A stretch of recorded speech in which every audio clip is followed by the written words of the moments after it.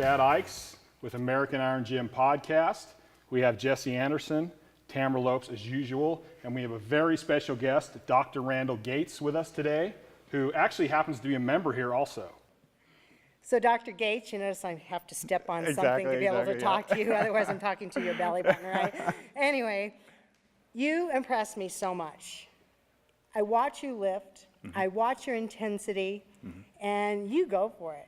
You're strong, you train really hard, you're dedicated, and I know you have a thriving practice, and you're a leader in that field, in some of the research you've done, you've published.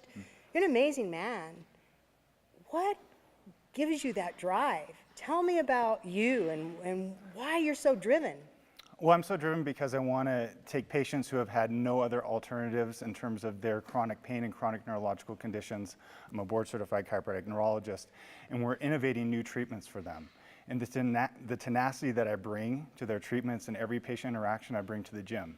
And frankly, a lot of the tenacity I get from you and Bob, because you have set the culture here at American Iron, and I have thrived off of that every lunchtime, as you know, for the last 5 years. And because of that, I'm getting stronger, my workouts are going great, and I feel fantastic. That's awesome. Yeah. So, you know, there's some background there, though. What got you involved in sports? When did you get involved in sports? Were you young? Yeah, I was very young, High school? Playing football, and then got into weight training from there, and then I got into track and field. I was a discus thrower, and then I developed a love for the Olympic lifts, which you have 4 beautiful Olympic weightlifting platforms here, and I think you have 7 in the gym, and I feel that this is truly the best gym in America. But aside from that, I love working out, to get back to your question, and I really feel that the body feels the mind, and so by coming in here every day, it allows me to stay focused on my patients. Do you share that with your patients? I do you do, share absolutely. the importance of movement and exercise with them? Absolutely. So tell me what you tell them. Well, I tell them they got to get up and move, and they got to use that musculoskeletal system that they were given. Because if they don't, their brain is going to not activate it the same way as if they were activating it in the gym. So you brushed over being a discus athlete. I think that you have some more accomplishments than just being a discus athlete. So talk to us a little bit about that. Well, yeah, I was 8th in the state of California when I was throwing the discus, and so I was decent. I actually had some opportunities to go to some big name schools. I chose to go to a different school to work with my high school track coach, but ultimately, you know, that's what I ended up doing. Yeah. So you mentioned your high school track coach. Right. We've all had those people in our life that have really impacted us. He was the one that got me really into this type of weightlifting, from squatting to deadlifting to doing power cleans and power snatches. He really was an intense guy in terms of his weight training. He was a professional football player, and he was a pole vaulter, so he was a great athlete, and he was a good person to measure yourself up against. And so he got me on this path, and that's why I've been doing it ever since. Is there anything that he shared with you as far as the mental game? Because as you know, being an athlete is as much mental as it is physical, right? Exactly. What did he say? Is there anything he said to you that's you remember to this day? He always told me that you almost have to perform as though you're on stage, like an actor, because you are on stage and you train all those months for the big performance. And then when the big performance comes, you have to show up and you can't be nervous. Yeah. Very good. Very good. And you've obviously taken that lesson throughout your life and your career, as well as your sports. Absolutely. I don't know if you know this, but our very own Chad Ikes was also a field athlete. Oh, I didn't know that. Yeah. Really? Okay. So I know he has some questions for you. Okay, fantastic. So I'm going to let him take it from here and get the good information. All right, awesome. So Dr. Gates, I was really intrigued by the fact that you were a discus thrower. I threw the shot put at UNR for a couple years. Really? Awesome. And I've expanded in the Highland Games through my powerlifting. And it was interesting for me to go back from powerlifting to throwing again, even though the Highland Games, most of the events were much different. Just the feel of throwing something again was really exciting to me, and the whole transfer of power. Yeah. I mean, how did you get started in throwing the discus? What drove you to that? You know, actually my sister was a discus thrower. You know, she's about 6 foot tall. She's a tall gal. And so she started into it, and I was looking at her and saying, well, I can do that too. So then I started down that path as well. Right. Yeah. And I think it's very interesting. You know, I've met a lot of doctors and chiropractors and different people in the medical field. And a lot of times they have a hard time relating to athletes. Completely. And It's so they true. will expect so many things out of me that an athlete's just not going to do. Right. I mean, when they go, well, you just need to rest. Most Right. athletes are Right, they may hear it in their head, but it's not going to happen. So I like meeting people in the medical field that actually have that background and can understand an athlete, and I think you have a whole different perspective on that. I do. So I'm interested in exactly what you do, your degree, that whole concept. Well, yeah, and I want to hit that point because, like you say, so many doctors, they're afraid of patients lifting weights. They're afraid of Right. patients lifting heavy things. They're afraid of patients having minor muscle strains. And as you know, being a top-level athlete in powerlifting, Highland Games, and shot putting, you're going to have those things, and you have to push through the barriers. Right. And as a doctor of patients like that, then I go with them on that journey. We just know going into the thing that they're going to have problems, and you just have to coach them through it. You have Right. to treat them through those issues. In terms of how I got into my discipline, actually I had a back injury in high school. I was a pretty decent high school football player and had some scholarship offers, but this back injury was going to sideline me. I didn't believe in chiropractic. I thought chiropractic was a bunch of hooey. And so ultimately I finally had to see a chiropractor because I had no other options and I was better in 4 visits. So I said, well, this wasn't that bad. So that started me on the path. There might be something to Exactly, it, huh? there might be something to it. It wasn't all voodoo. So then I became a chiropractor, and while I was in chiropractic school, I said, well, this is really great, but I kind of want to do more. And so this gentleman who was a chiropractic neurologist who was doing brain rehab, basically, it is personal training for the brain for all these different neurological conditions and chronic pain. I saw his results and I said, well, that's what I want to do. And so that's what I dedicated myself to. And now we're treating patients with vertigo and dizziness, migraines, depression, and we're doing it by exercising their brain. So it fits very much in unison with what we're doing here at American Iron. Right, that's actually very interesting. Now, how would you say your athletic experience is transferring into that specific field? Well, it's transferring because, as you know, as an athlete, you have to be extremely dedicated. You don't get to be a top-level athlete by just showing up and going through the motions. True. And so I've applied that same work ethic to what I do with chiropractic and being a board-certified chiropractic neurologist. So I work pretty strenuously at it to become the best and be the best for my patients every day. Because every lift counts. Yes. As we used to say in throwing, every practice could be the difference between an inch. And Right. at the end of the year, those inches add up into many feet. And so every interaction with the patient, you have to bring that same intensity. And if you do, then they're going to have a different outcome at the end. So explain to me, I mean, I know what a normal chiropractor does with the joints and Right. the bones. How is being a neurological chiropractor? What's different? So Yeah. really, I don't adjust a lot of my patients, interestingly. We know from functional MRI studies that we can do certain brain exercises that activate very specifically certain parts of the brain.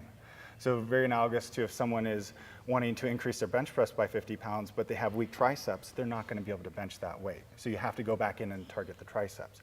So commonly with disorders like depression or fibromyalgia, one part of the brain is weak. So we go in and we actually can test that part of the brain, see if it's weak, and then we can actually exercise it and then recheck it. But very analogous to what you do with the weights and everybody else here, you have to give the muscles the right metabolic environment, right? You can't be drinking and smoking and eating poorly if you're going to achieve the top level. Yes. So we have to apply the right metabolic environment for our patients, from their blood sugar regulation to their immune system to their gastrointestinal function. That's interesting. I happen to also be a type 2 bipolar. Oh, And- okay. And I do Interesting. suffer from some pretty intense depression at times. Okay, And absolutely. this is something that I've never even heard Wow. about. Okay. Okay. Well, I'd love to talk to you more about that. In all Okay. sincerity, yes. So I do have one more question. Absolutely. Can you do this? Can you twitch your lip?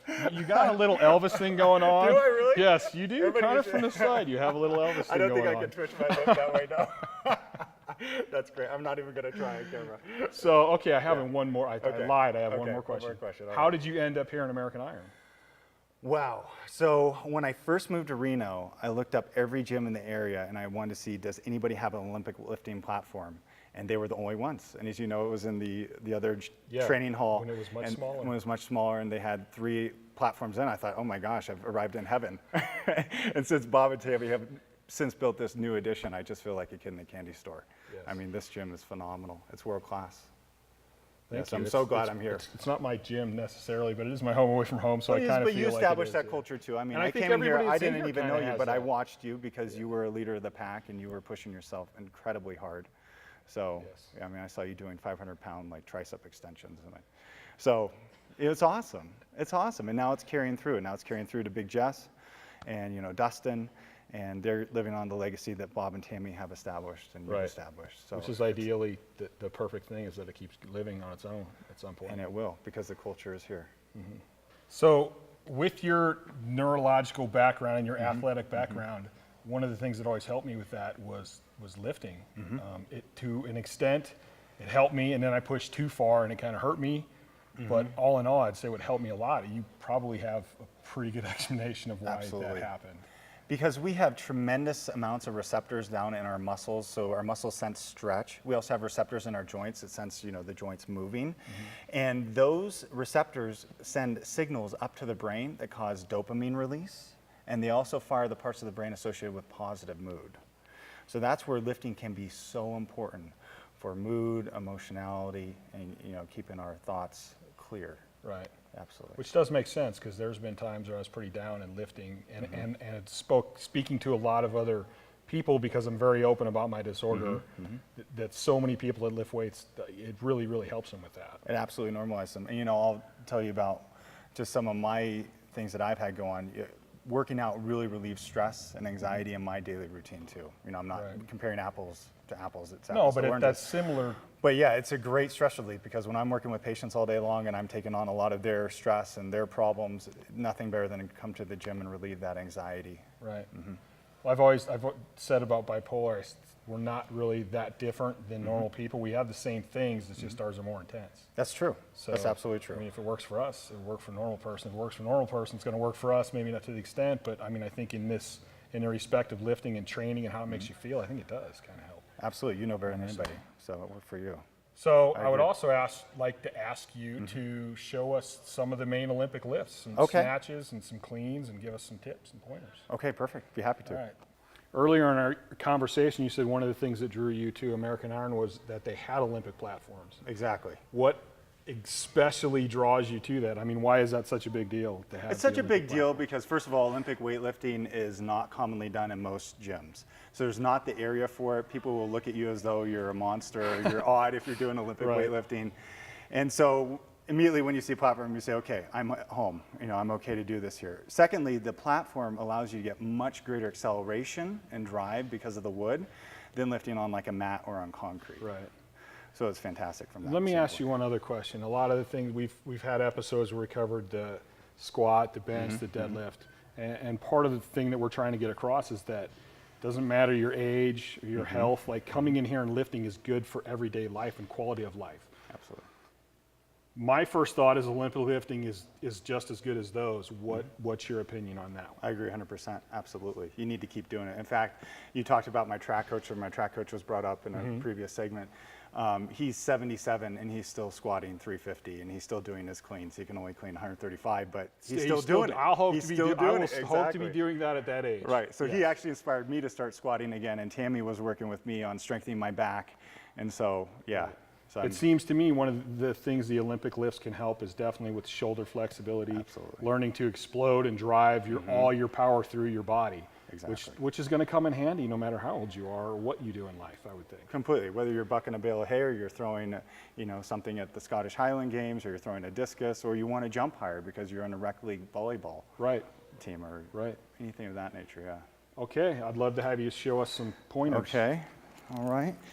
So I'm going to do everything from the hang because I'm still working on my flexibility. Get it strapped in here. We want to have a tight grip on the bar. That's really important. And then we stand up with the bar, and you get set, kind of similar to like a football position when you're going to hit somebody, for those who play football, or those who's going to jump for, you know, a slam dunk in basketball. So it goes like this, and you throw it up above you, and you catch it in one fluid motion. So that is the snatch. I'll do it again 2 times. And these lifts definitely require balance, and they encourage balance, so that's also good for people who are moving into their 30s and 40s. Right. And so that's the snatch. So in that lift, you're not like raising it over your head. No. You're actually exploding it and then kind of popping under. Exactly. Okay. So it's a very fluid motion. It takes a lot of coordination. It takes a lot of the balance center in the brain, the cerebellum, to be able to, Proprioception of your proprioception, to be able joints to do that lift. Absolutely. Okay. And then we can move on to the clean. So we'll get set for that. So the clean can be done from a hang position as well. And it's one fluid motion up to the shoulders. And it's the same start position. So you bring it up to the shoulders there. And then from there, you can either push jerk it or you can split jerk it. Okay. So bring it up to here. And then you jerk it like that. And that's a split jerk. That's a split jerk. The power jerk is like this.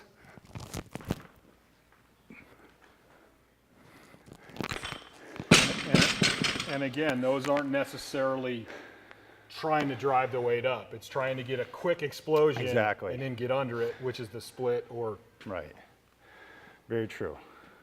When you look at the top Olympic weightlifters, they may be able to press 275 pounds in one motion, but they can get 500 plus pounds over their head with the jerk. with the explosion Right. from their hips. So it's all about explosion. I always kind of thought weightlifting should be called powerlifting and powerlifting should be called weightlifting because it seems like weightlifters are actually more explosive I know what you than mean. they are. I know what you mean, yes.